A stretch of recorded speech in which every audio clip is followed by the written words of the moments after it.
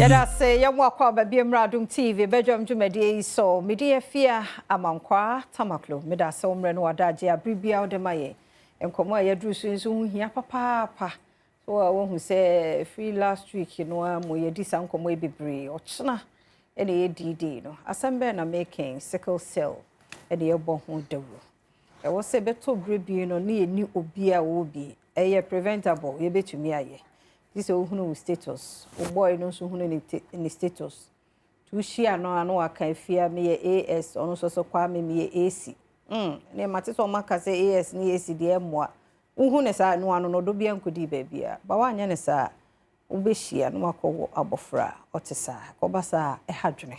Na enne no manya Madam Charlotte Owusu oya founder president ma sickle cell condition advocate.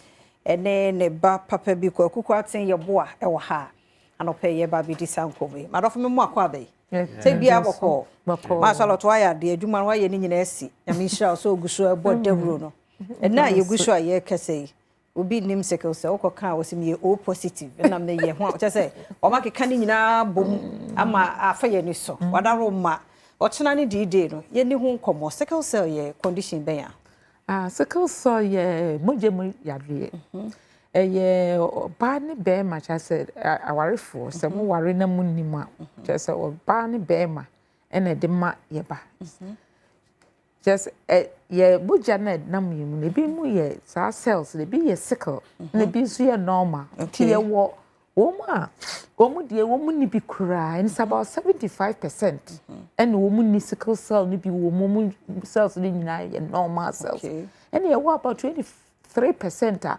wo mu ye ewo bi ye normal bi ye sickle wo mu ye from healthy carriers wo mu wa hodi wo mu nyam malaria kura but if two of them meet the child kura na be me afa sickle the back from ne papa no akọ father that sickle no de aye no te say me kunu me ye AS me kunu so no ye AS ene ye hia ye nim ene yakọwo ekọwo nkwada na omu fa S ne S no omu fa one each from each parent into of fa ya wode ye ne de krachi ne me ba ne be ma omu nyina fa SS ne wa bre enya sample 20 na Afisem wo won since the late 70s maintenance no correct enti wo nya fa de sa na ya call ye SS nti AA for no de wo mu na mkai wo mu ye normal wo mu ye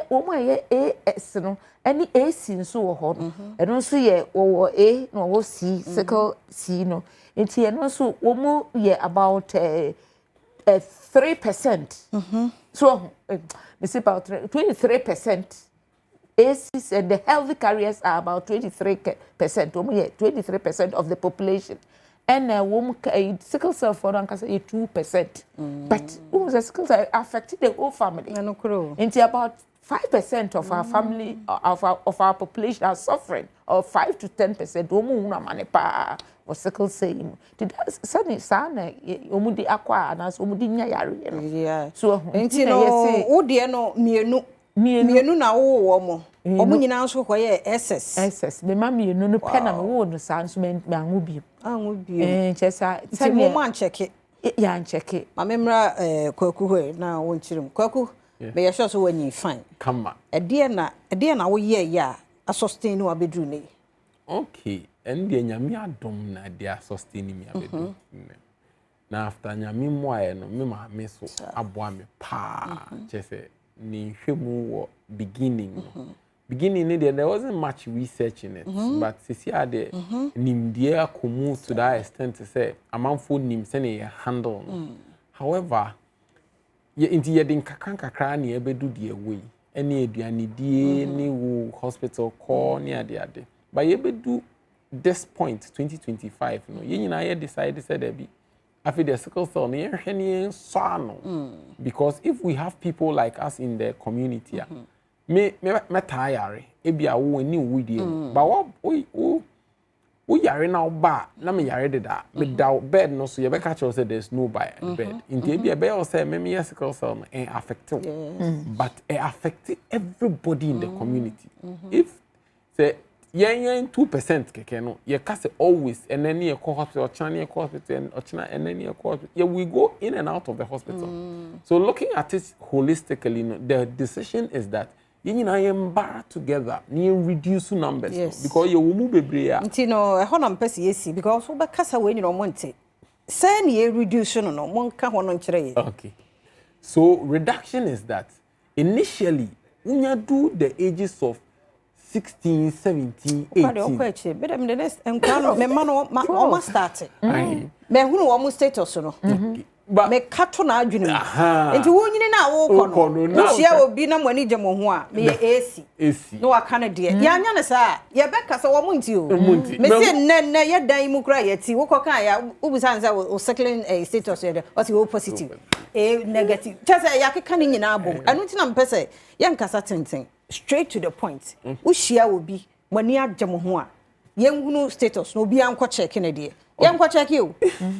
Yeah, as a group, we back together with a project so that the churches would let the youth in the churches find out their status before they start coming together. And Sana Odona started back together into your throat to almost all the heads of their churches. And you catch them too. You brought together in a coalition that will start creating the awareness in the church. You brought together in like young Congo near crony and say okay, this is the problem with sickle cell in kola no mo ye asafu no no ye be mo bie hu ne status sano omo date ya early in the say me pewe no omo hia na we nim say onam ha we say in fact near twaso as you start to school no mo so ma Charlotte e ho no so de na mo ye wo ho because nkra no twempena wo ho papa obi twia no de aware actually enim ye status aha schools no say ye ni say ne say wo mo a wo ye duru eyikura be de kura 9 years mo say start ya ye testing ye ko sorry so we testing nkora no nyina ye ne consons ya a lot of tests last year nkwa ye nya tickets is screening over 6,000 people across board universities Lagos ye ko ye technical university Accra ye ko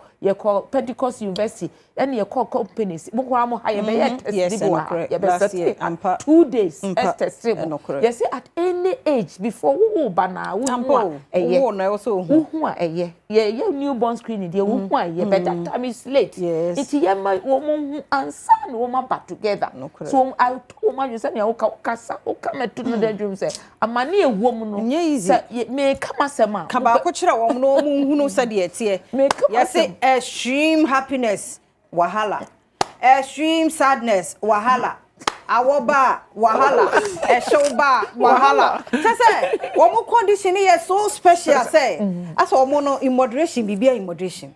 Adriana ni ya do broso. Crisis.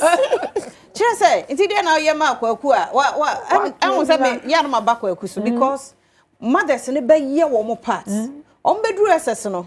Seriously, nipa no nyare ntia na bia menu madro bo se no wa bre no wa jai enti secret ne ye de na mpese me hu because ye hwehwei oh Sickle se onya 18 obewu na onya 18 obewu enti nipa no won kura no a ewo ni tirim wo hiti 18 no e wo obewu enti adro no won no kura sa stigma no nso de na moye e de afa ho so that stigma no nti ne ye se ye nyina mpanifo aye nim se ade we be hankodai ti say mane a memi hu ye ne say me wo mu mienu me ye me best kolebo mu declare me an ideal mother hwe wo mu ye fine wo mu ko start secondary school kwa no mu nyare o onya crisis ti ba ko na frim we frim at the age of 17 yes the say na the classroom one is ya brosanse na frama fa no because I'm so concerned taking good care of them say womu ebe get protected nyina che sabi ebi mo nyina kodu 80 kura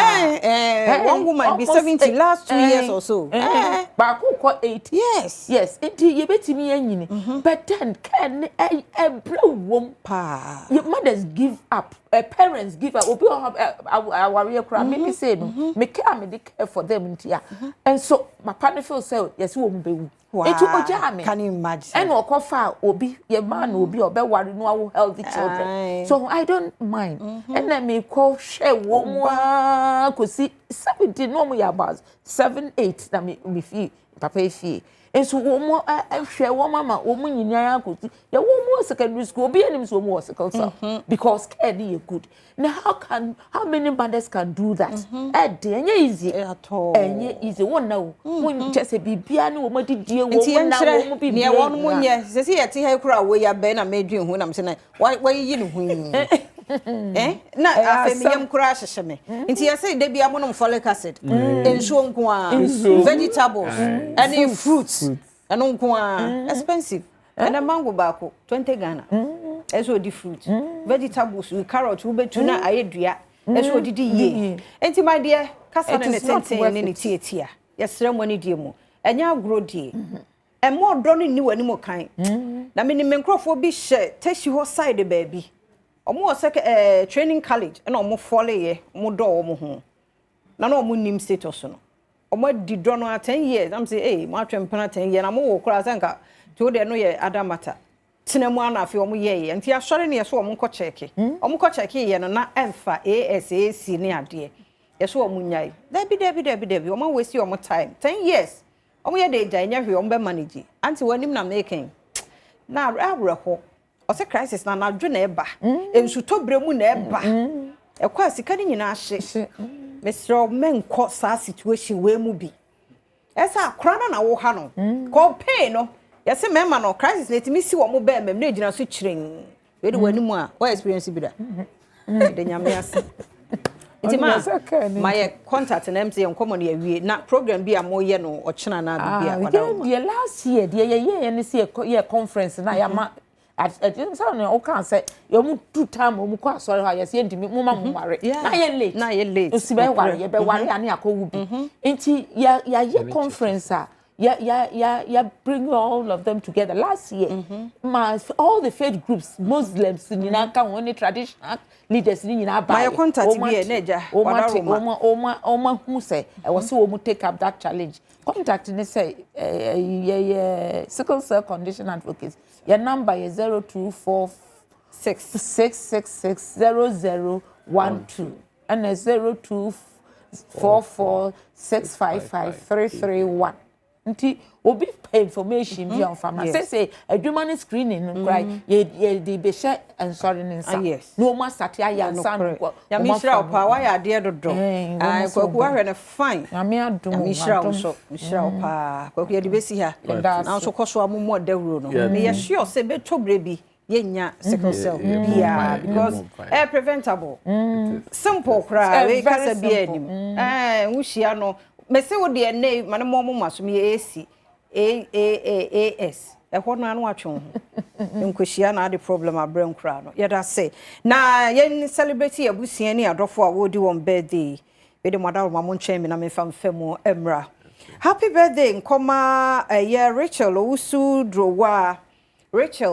Owusu Drowa Eradin Shaw no nyo kese omo asumfra dum nkwa dum nyini ye obanya nsafo kokodrufo papa akwasi wusu and I will show happy birthday nkoma Ryan nyameche